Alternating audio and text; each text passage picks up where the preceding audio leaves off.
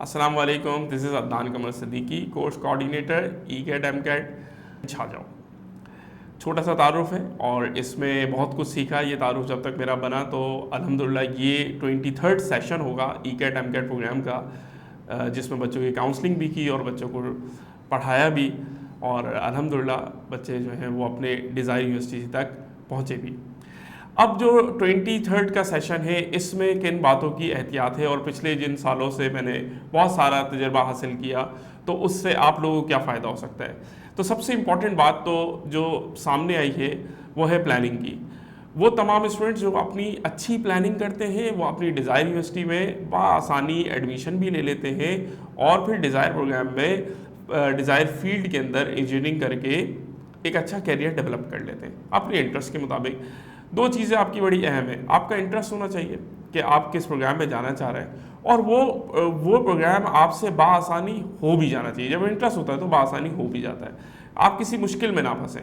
तो प्लानिंग से ये दोनों चीज़ें आप बहुत अच्छे से तय कर लेंगे। तो जब हम इंजीनियरिंग यूनिवर्सिटीज़ को देखते हैं तो पाकिस्तान में जो इंजीनियरिंग यूनिवर्सिटीज़ हैं उसमें बहुत बेपनाह आपको इंजीनियरिंग यूनिवर्सिटी मिलेगी, लेकिन टॉप 10 में अगर कोई इंजीनियरिंग यूनिवर्सिटी आती है तो वो फिर किसी क्राइटेरिया की बेस पर होती है। फॉर एग्जांपल हमारे यहाँ पाकिस्तान में एक काउंसिल है, पाकिस्तान इंजीनियरिंग काउंसिल, उसके तहत जब हम देखते हैं तो हमारे पास टॉप नॉच यूनिवर्सिटीज़ में नस्ट, प्यास, GIK, फास्ट, NED, इस तरह की यूनिवर्सिटीज़ के नाम हमें मिलते हैं। और इसी तरह अगर हम पंजाब साइड की यूनिवर्सिटीज़ भी ले लें, UET ले लें, एयर यूनिवर्सिटी ले लें, तो वो भी यहाँ पर टॉप 10 यूनिवर्सिटीज़ में आपको मिल जाएंगी। अब इनके अलावा अगर हम किसी यूनिवर्सिटी की बात करते हैं तो वो टॉप नॉच यूनिवर्सिटीज़ नहीं कहलाती।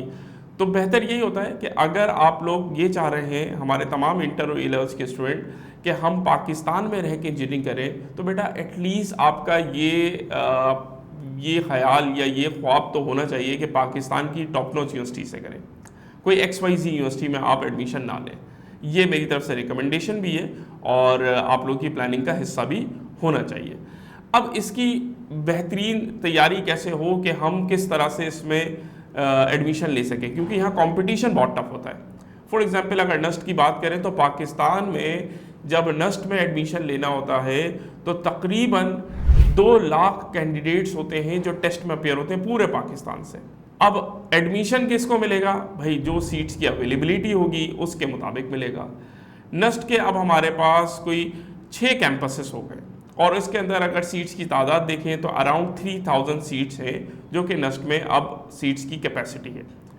तो 2 लाख स्टूडेंट को 3000 सीट्स के ऊपर कॉम्पीट करना होता है और जो बेस्ट परफॉर्म करता है वो एडमिशन ले जाता है। तो ये इस तरह से नस्ट का क्राइटेरिया आपके सामने आ गया कि नस्ट में अगर आपको जाना है तो आपको हर लिहाज से अपनी परफॉर्मेंस बेहतर शो करनी पड़ेगी। अब इसमें हर लिहाज में क्या क्या चीज़ आ जाती है, मोटी मोटी बताया तो मैं आपको। जैसे आपने अगर इंटर किया है, FSC किया है, तो ये आपका 15% शामिल होगा। इससे पहले आपने मैट्रिक किया होगा तो 10% शामिल होगा, और फिर 75% नस्ट का अपना टेस्ट होगा। ठीक है, इसी तरह A-levels वाला स्टूडेंट 10% उनका O-levels होगा, 15% A-levels होगा, और फिर 75% उनका भी टेस्ट होगा। अगर इन तीनों क्राइटेरिया में आपका मेरिट क्राइटेरिया तमाम स्टूडेंट से बेहतर होता है तो फिर आप जो है वहाँ पर एडमिशन लेने के अहल हो जाएंगे। तो ये एक छोटा सा मैंने एक एग्जाम्पल आपको दे दी। इसी तरह प्यास है, इसी तरह आपके पास GIK है, फास्ट है, NED है, UET है, एयर यूनिवर्सिटी है।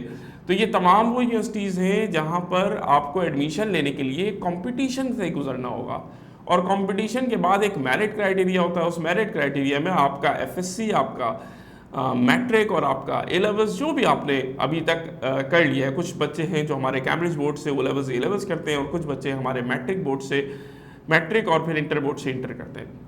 तो ये तमाम स्टूडेंट अब जब इंटर और मैट्रिक कर लेते हैं या O-levels और A-levels कर लेते हैं तो अगला टास्क इनके पास होता है एप्टीट्यूड टेस्ट, कि जब आप टॉप नॉच यूनिवर्सिटी में जा रहे हैं तो वहाँ पर आपको एप्टीट्यूड टेस्ट में बेहतर परफॉर्म करना होगा।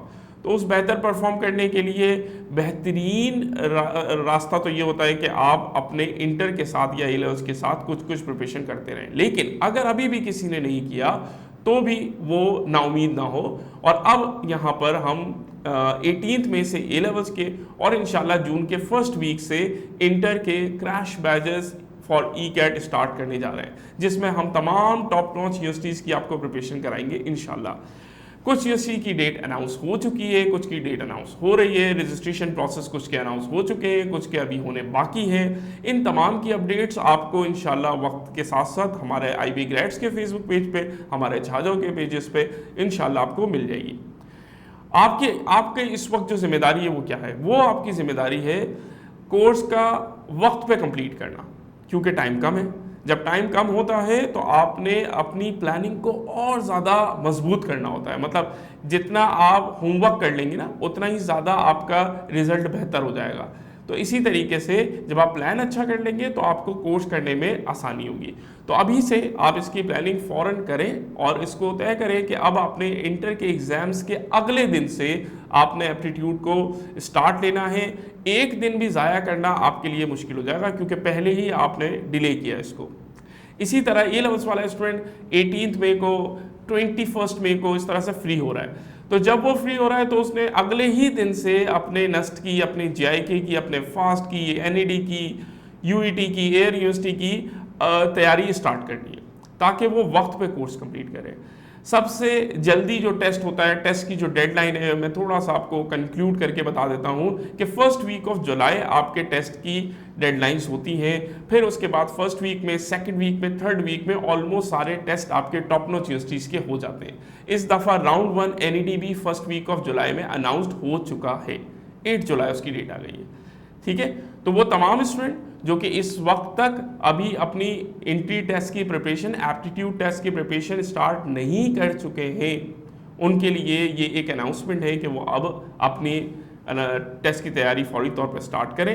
ए लेवल स्टूडेंट 18 मई से स्टार्ट करेंगे और इंटर के student first week of June में स्टार्ट कर देंगे, क्योंकि उनके paper first week of June में इंशाल्लाह कंप्लीट हो जाएंगे। ठीक है, तो ये एक तुम लोगों के लिए अनाउंसमेंट थी, ताकि तुम लोग कोई गलती ना करो। कोई ऐसा ना हो जाए कि 2-3 दिन या 4 दिन या 5 दिन का गैप ले रहे हैं, आप सोच रहे हैं, अभी आप किसी से पूछ रहे हैं, दोस्तों से राय ले रहे हैं। बेटा अब राय लेने का टाइम नहीं है। अब जिसने ये टाइम ज़ाया किया वो कोर्स कंप्लीट करने में डिले करेगा। जब कोर्स कंप्लीट नहीं होगा तो प्रिपरेशन टाइम आपको नहीं मिलेगा। अब आप ये भी एक छोटी सी बात में करके अपनी बात कंप्लीट करता हूँ कि प्रिपरेशन और कोर्स में फ़र्क होता है। कोर्स टीचर कराता है, प्रिपरेशन आप करते हैं। प्रिपरेशन आप क्या करते हैं? आप घर जाके उसको होमवर्क करते हैं, पास्ट पेपर करते हैं, प्रैक्टिस करते हैं। बहुत सारी चीज़ें हैं जो आपने रिव्यू करनी होती है, जो टीचर ने आपको क्लास में कराई होती है।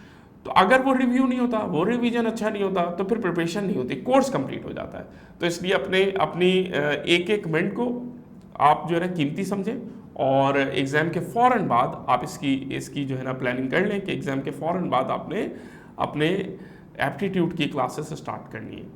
Good luck. अल्लाह ताला आप लोगों को अपने एग्ज़ाम्स में कामयाब करे। ए लेवल्स के स्टूडेंट्स अभी पेपर दे रहे हैं, अल्लाह ताला उनकी मदद करे, आसानी, उनके सारे पेपर्स आसान हों।